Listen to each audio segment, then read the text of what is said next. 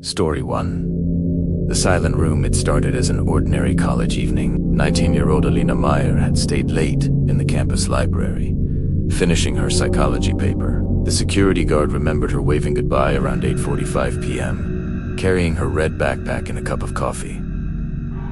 But Alina never made it home. By the next morning, her roommates called her phone dozens of times. No answer. Her car was still parked outside campus, unlocked, keys gone. Police traced her last phone signal to the old Creek farmhouse, abandoned since the 1980s. Locals said teenagers sometimes broke in for dares, but no one stayed there long. They said strange things happened in that house. Flickering lights, muffled voices, the sound of dragging chains. For 3 days, there was no sign of Alina. Then on the fourth night, a truck driver passing by noticed a faint light in one of the farmhouse windows, a single bulb flickering through the cracks of broken boards. He called 911.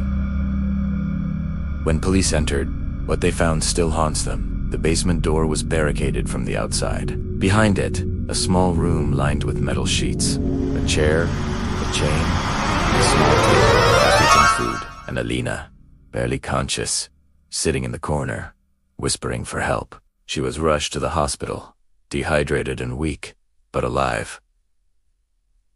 After hours of questioning, Alina began to speak. She said she'd been grabbed while walking toward the parking lot. A man in a mask dragged her into a van, but she noticed something strange. The man's shoes had paint splatters, like those used by maintenance workers. When police followed that clue, they discovered a janitor from the university who had recently disappeared. Grigoriala, 46.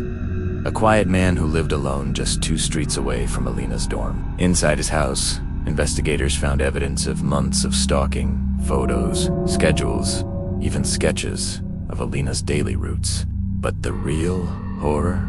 In Gregory's journal, they found plans for another room. He had written, "The first subject will learn to stay silent. The second will never speak again."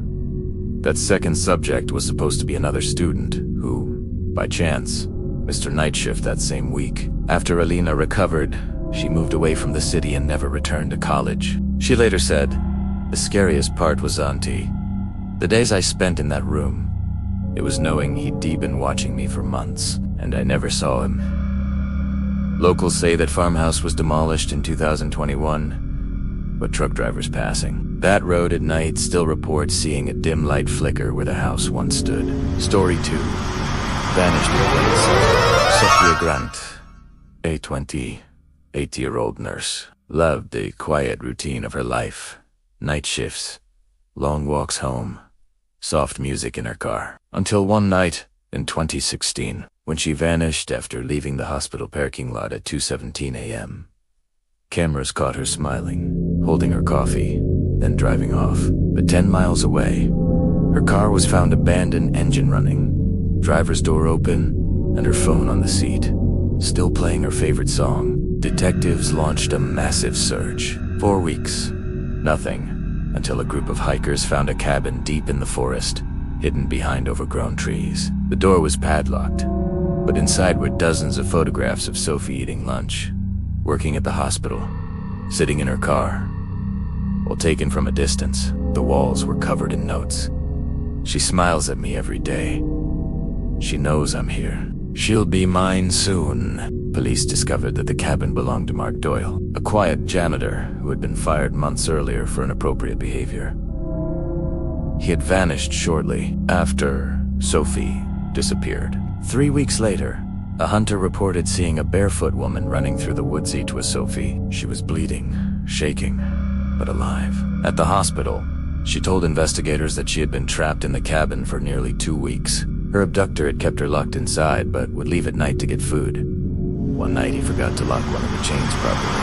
Sophie waited until he fell asleep, then used a rusty nail to pry open her shackle. She ran into the forest, barefoot, following the sound of a nearby river until she reached a road. Police arrested Mark the next day. In court, Sophie refused to face him, saying only one thing: "He watched me for years, and I never knew." After the case, she moved to another country. Her story inspired the Safe Walk Home law in her state, which made hospitals install secure escort services for all night shift workers. To this day, Hikers claim that if you walk near that same forest at night, you can hear footsteps behind you. Slow, careful, like someone's still watching. Story 3. The Basement of Echoes. In a quiet Missouri neighborhood in 2019, the Langley family bought a beautiful 2-story home with a large basement. It was perfect until strange things began happening. Every night around 3 a.m., they heard faint tapping sounds under the floor. Sometimes, it sounded like whispering. The family dog refused to go near the basement door, growling at nothing. At first, they thought it was rats or pipes. But one night, when the father, David Langley, went down to investigate, he noticed something strange, a section of the wall that sounded hollow when he tapped it. The next morning, he brought a hammer and removed part of the drywall. Behind it, there was another wall, one that didn't match the blueprint of the house. When police were called, they discovered a hidden room, sealed off for decades. Inside were old photographs, pieces of clothing, chains, and a journal written by the home's previous owner, a man named Arthur Cobb, who had died in prison in 1999. Cobb had been convicted of multiple kidnappings in the 1980s, but investigators never found his victims. In the journal, he described the room as his echo chamber, where he taught people to confess. The final page had a list of initials, followed by one chilling line. One more will complete the circle. Forensics confirmed that the stains on the walls were decades old, yet one thing didn't make sense. The last date written on the wall was August 3rd, 2019, only 2 weeks before the Langleys moved in. Who wrote that? The investigation reopened Cobb's old files, revealing that someone had been corresponding with him from prison, a student of his methods. The letter trail led to a construction worker who had helped renovate the house just before the Langleys bought it. When questioned, they confessed to finishing Cobb's work. The Langleys moved out immediately. The basement was sealed and the property condemned. But the new owners of the adjacent house say that sometimes, when the wind blows from the east, they still hear soft knocking like someone on the other side of the wall, asking to be let out.